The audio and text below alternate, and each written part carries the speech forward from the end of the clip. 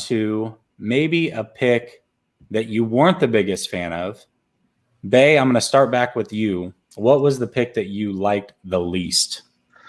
I can't even say I hated this pick, but it's Sam's guy, Ambry Thomas. It's not that I don't like it. It's just he's really inexperienced. He only started for one season at Michigan. He was an opt-out, so he didn't play this past year.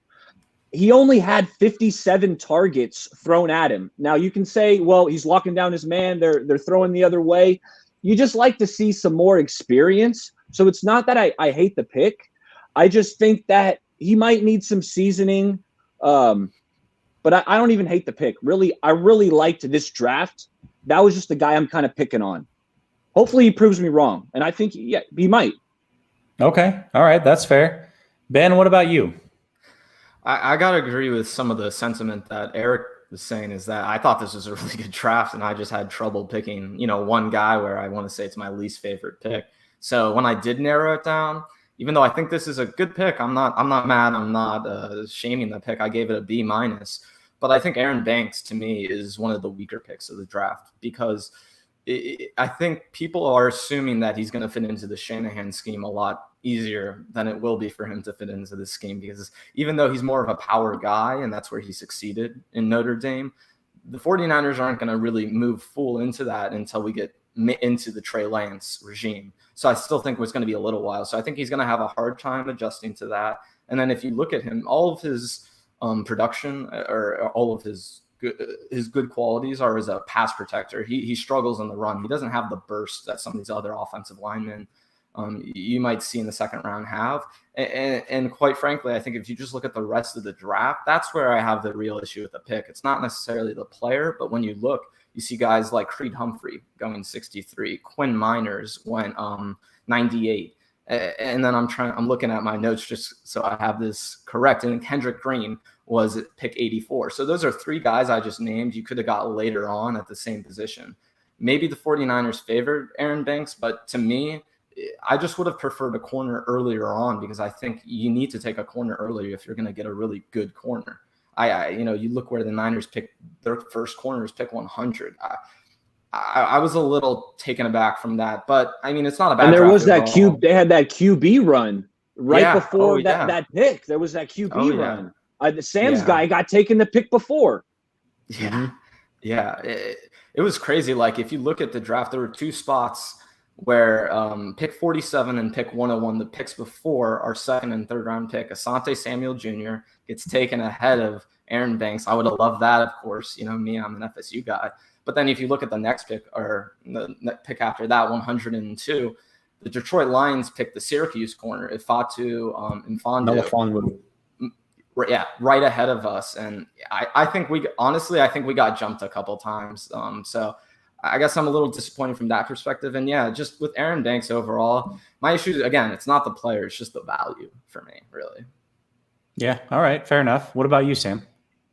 I got to agree with Ben on this one. It's Aaron Banks for me. And again, love this draft. And has nothing to do with the player. I think you can never go wrong drafting an offensive lineman. No. And that's another reason why I'm also not saying Jalen Moore right here, because you can't go wrong, especially round 5. If you wanted a guy who you can develop, you go with a guy like Jalen Moore. So I'm totally fine with that.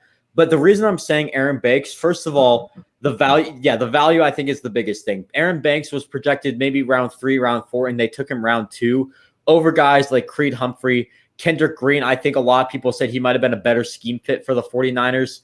There's a lot of other guys, Wyatt Davis as well. Could have gone Sam Cosmi. If they thought they could kick him inside the guard, which I don't think they could have, but Cosmi is a beast. I don't know how he fell to 51 or whatever that was. Or they could have gone another position like corner, like running back, and not running back, I should say. I like edge or like linebacker. They could have done that as well. So you can't go wrong with picking offensive lineman. Guard was a bit of a need for the 49ers, but I think the value at 48 for Aaron Banks is a bit rough. Also, you had a lot of teams trying to trade up I know we traded back from 43 to 48. I think we could have done it again. The one team in particular is Cleveland. I bet they were on the phone. They got Owusu-Koramoah at 52. I bet they were calling people in the 30s to try to get that guy, because it was kind of surprising about how he fell so far down in the draft. So I definitely think you could have got a bit better value, but you really can't go wrong with this draft. All of the picks, there's not one pick in particular where I say, I hate this pick. I really like all of this picks. I'm a bit more iffy on the Aaron Banks pick than the other ones, but really not that much. Also, Bay Area kid back in the bet, you have to love that. Yeah. Oh, yeah, absolutely, of course. Absolutely. And if I can just pick it back off Sam for a sec, I just want to get back to a point you kind of said there for a second, which was that if you looked at the draft, all these guards and interior offensive linemen were getting pushed down the board and just further and further pushed down the board. You look at the amount of guys taken after 50, pick 48, where we were, there were a lot of players available. But then if you look at the corner position, there were a lot less good corners available. So that's where I have the most issue with it. Absolutely. Yeah. A lot of people agree with you guys on this one. A lot of Quinn Meniers. Listen, I wasn't a big Quinn Meniers guy personally. I think he was overhyped a little bit. He was a big social media overnight hype sensation. Well, you didn't watch that workout in the forest? You didn't watch his forest workout? Man, I was sold. Exactly. So that's my whole thing with him. It's not that he's going to be bad. I just felt like he was a little overhyped. And I really like what Jason start right away for us.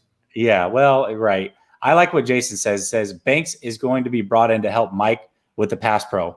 That's exactly it. Every single thing that Banks struggles in, McGlinchey's great at, and vice versa. So I actually think that they're going to play off of each other very well. And, I do like the pick. I agree, though. It could have been a little high. They possibly could have traded back.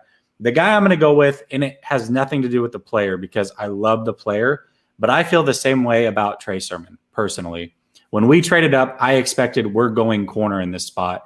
And then when we didn't, I was slightly disappointed. Now, I was happy at the player that we got because I definitely like Sermon, but I feel like we really should have gone corner there, and we didn't. So that was a little bit of a disappointment, at least in the moment, especially because we had just signed Gallman, and it was a little bit of, what are we doing here?